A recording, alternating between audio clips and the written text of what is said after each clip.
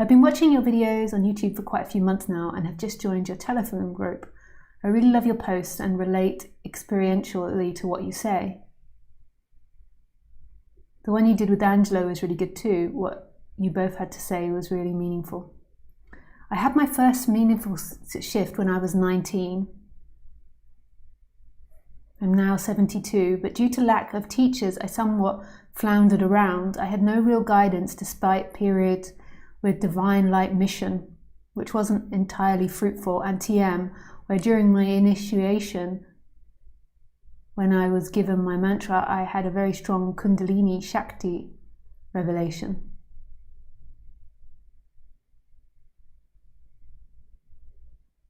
One of the things I now realize is prior to this, I had, without actually knowing what I was doing, been intuitively practicing Zen Shikantaza, which I guess you would call empty knowing.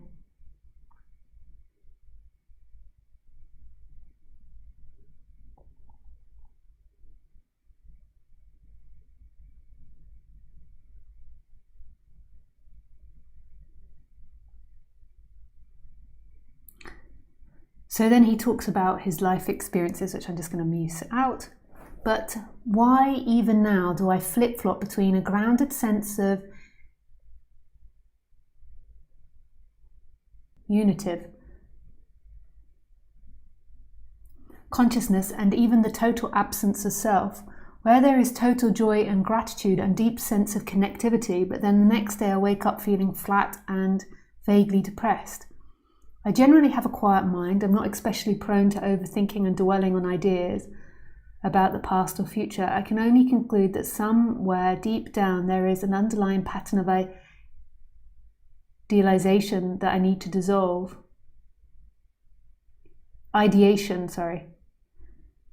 That I need to dissolve. But how? I sit with whatever comes up and try not to indulge in dwelling on feelings that are dull and heavy, which I don't push away but just let them be. Then by contrast, when I become centered in embodied consciousness, everything flows, especially between the chakras. It's like a roller coaster, a never-ending process of rebirthing. It almost sounds like I'm manic, but I know that's not it.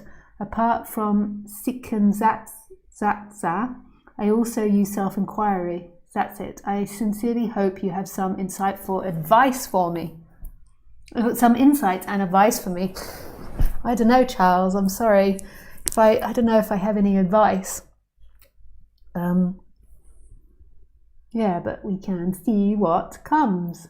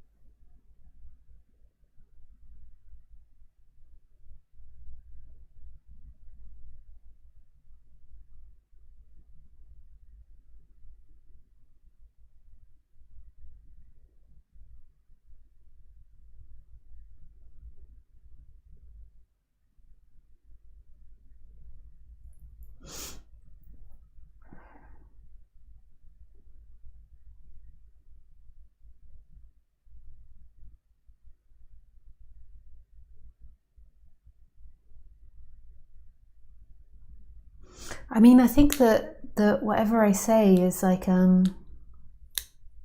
really not so helpful for you.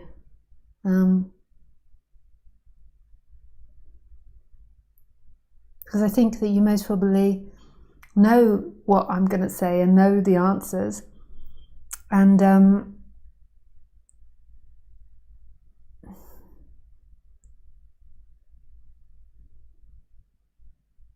I don't know if it's even worth speaking it for you.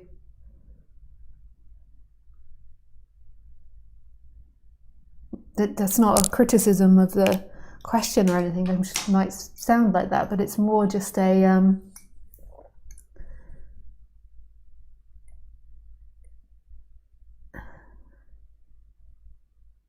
I suppose my answer, or what comes, is more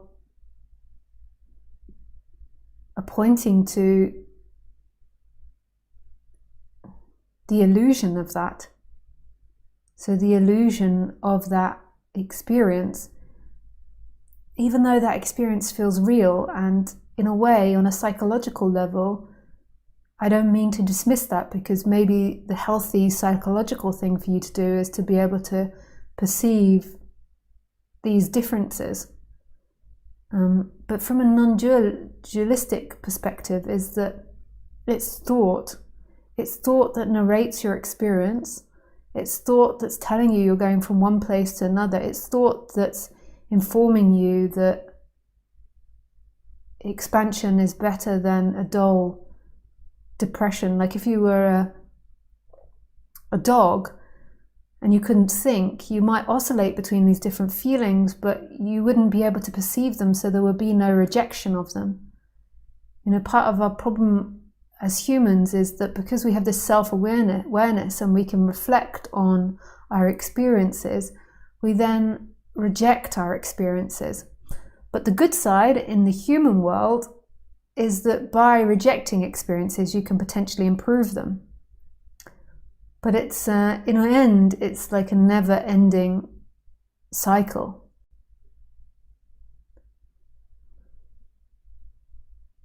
You know, feelings come and go, and you can do activities which increase the experience of feelings. But there's always going to be feelings and responses to experiences, and there's always going to be mental interpretations of it.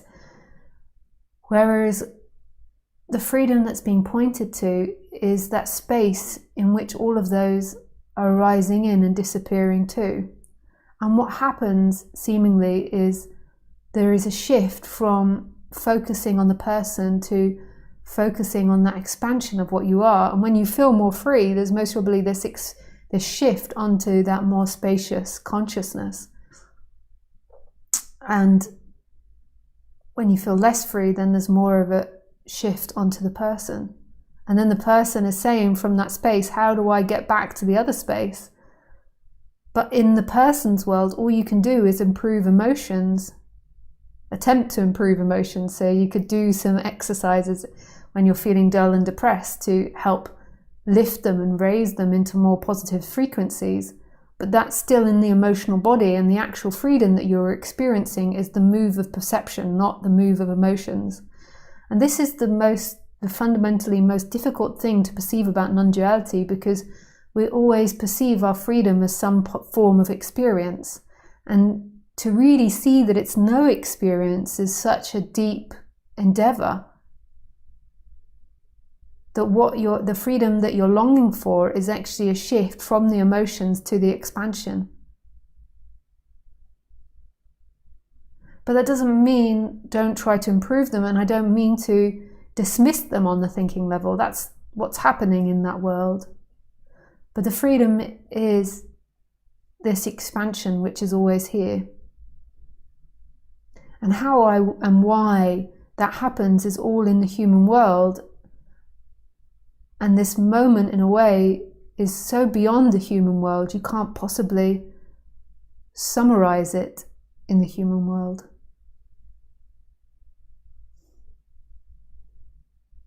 So in the end, I have no advice for you. No tricks, no tactics, no anything for you. I just speak, and there might be a resonance with what I speak of beyond the words, but I don't have any advice. And maybe that's a good thing, you know, it feels disappointing to the person, but I'm not engaging with you that I'm all-knowing on the human level and can help you on the human level.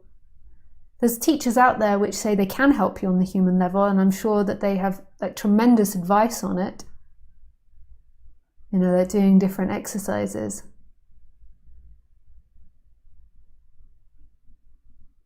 But that won't arrive you at this, because this is inherently here.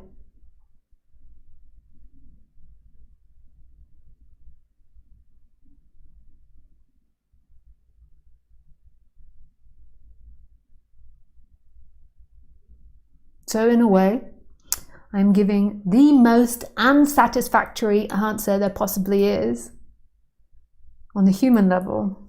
But it's like such divinity on this other level, which is the non-human level, this moment. Who you truly are, what's experiencing now. Like this moment is what's actually experiencing now. It's not a person that is feeling depressed or feeling happy. There's not a person experiencing this moment. This moment is experiencing, and this moment is that which is free, that is expansive, that is everywhere and nowhere. And that's what's hearing now, like the body and the person don't hear. Without this moment, they're kind of dead. It's not a very good way of describing it, but they're like a microphone or they're like a camera. They don't work without the electricity of this moment of consciousness or God or whatever you want to call it.